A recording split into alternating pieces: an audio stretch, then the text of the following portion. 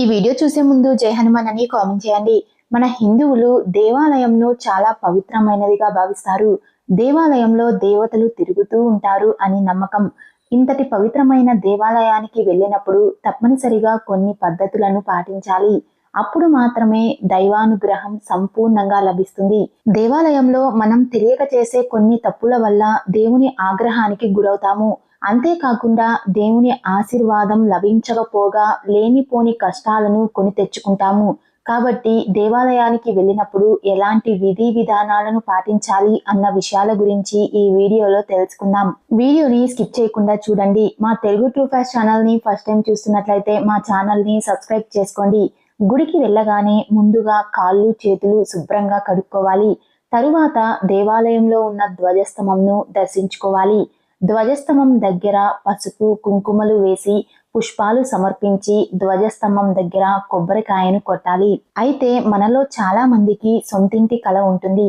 అలాంటి వారు ధ్వజస్తంభం దగ్గర కొబ్బరికాయను కొట్టి ఒక కొబ్బరి చిప్పలో పంచదారను వేసి ధ్వజస్తంభం దగ్గర పెట్టి మీ సొంతింటి కల త్వరగా నెరవేరాలి అని మనసులో కోరుకోండి. కోరిన కోరిక ఖచ్చితంగా నెరవేరుతుంది. ముఖ్యంగా ధ్వజస్తంభం చుట్టూ ప్రదక్షిణలు చేస్తే చాలా మంచిది. అయితే ధ్వజస్తంభం చుట్టూ ప్రదక్షిణలు చేసేటప్పుడు ధ్వజస్తంభాన్ని అస్సలు ముట్టుకోకూడదు. ధ్వజస్తంభం చుట్టూ ప్రదక్షిణలు పూర్తయిన తరువాత గర్భగుడి చుట్టూ ప్రదక్షిణలు చేయాలి. గర్భగుడి చుట్టూ ప్రదక్షిణలు చేసేటప్పుడు మనసులో దేవుడిని స్మరించుకుంటూ ప్రదక్షిణలు చేయాలి. అయితే మనలో చాలా మంది గుడి చుట్టూ ప్రదక్షిణలు చేసే సమయంలో గుడి వెనుక భాగాన్ని చేతులతో ముట్టుకుని నమస్కారం చేసుకుంటారు.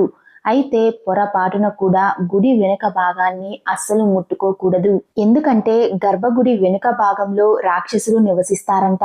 కాబట్టి గుడి వెనుక భాగాన్ని ముట్టుకుంటే రాక్షసులను నిద్ర రేపినట్లు అవుతుంది అని వేద పండితులు చెబుతున్నారు. దేవాలయంలో దేవుని విగ్రహానికి ఎదురుగా నిలబడి దేవుడికి నమస్కారం చేయకూడదు. కొంచెం పక్కగా నిలబడి దేవుడిని దర్శించుకోవాలి. ఇక శివాలయానికి వెళ్ళిన భక్తులు శివాలయంలో ప్రదక్షిణలు చేయకూడదు. శివాలయంలో కేవలం అర్ధ ప్రదక్షిణం చేయాలి.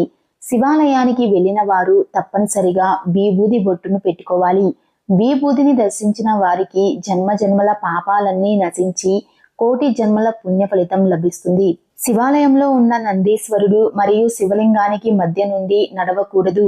గుడికి వెళ్ళిన ప్రతి ఒక్కరూ తప్పనిసరిగా తలపైన శతగోపనం పెట్టించుకోవాలి. ఎందుకంటే శతగోపనం పైన విష్ణు పాదాలు ఉంటాయి. కాబట్టి తలపైన శతగోపనం పెట్టేటప్పుడు మీ మనసులో ఏదైనా కోరిక కోరుకోండి. మీరు కోరుకున్న కోరిక నేరుగా విష్ణుదేవుడి పాదాల చెంతకు చేరుతుంది. దేవుడి గుడిలో తీర్థం తీసుకునేటప్పుడు 3 సార్లు విడివిడిగా తీసుకోవాలి.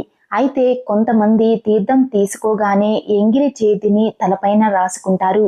కానీ అలా తలపైన రాసుకోకూడదు. గుడిలో దేవుడిని దర్శించుకున్న తరువాత దేవాలయంలో 2 నిమిషాలు కూర్చోవాలి.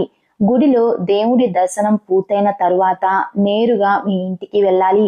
గుడి నుండి నేరుగా మీ ఇంటికి వెళ్తే మీ ఇల్లంతా దైవశక్తులతో నిండిపోతుంది. కాబట్టి పొరపాటున కూడా వేరే వాళ్ళ ఇంటికి వెళ్ళకండి. అలా వెళ్తే సగం పుణ్యం వాళ్ళ ఇంటికి వెళ్తుంది. గుడిలో అర్చన చేయించుకునేటప్పుడు చాలా మంది గోత్రం పేరుతో అర్చన చేయించుకుంటారు. కానీ మీ గోత్రంతో పాటుగా మీ ఇంటి పెద్ద నక్షత్రం పేరు కూడా చెప్పుకోవాలి. అప్పుడు మాత్రమే మీరు చేయించిన అర్చనకు పుణ్య ఫలితం లభిస్తుంది. గుడికి వెళ్ళిన చాలా మంది భక్తులు గుడిలో ఉన్న దేవుడి విగ్రహాలను ముట్టుకొని నమస్కారం చేసుకుంటారు.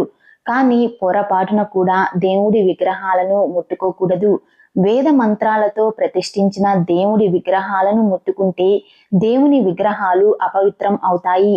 కాబట్టి దేవాలయానికి వెళ్ళిన భక్తులు భక్తిపూర్వకంగా దేవుడిని దర్శించుకుంటే సరిపోతుంది. ఎట్టి పరిస్థితుల్లో దేవుడి విగ్రహాలను మాత్రం ముట్టుకోకండి.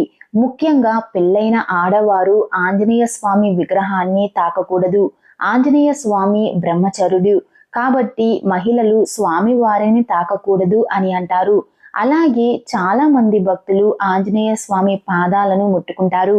కానీ ఎట్టి పరిస్థితుల్లోనూ ఆంజనేయ స్వామి పాదాలను ముట్టుకోకూడదు.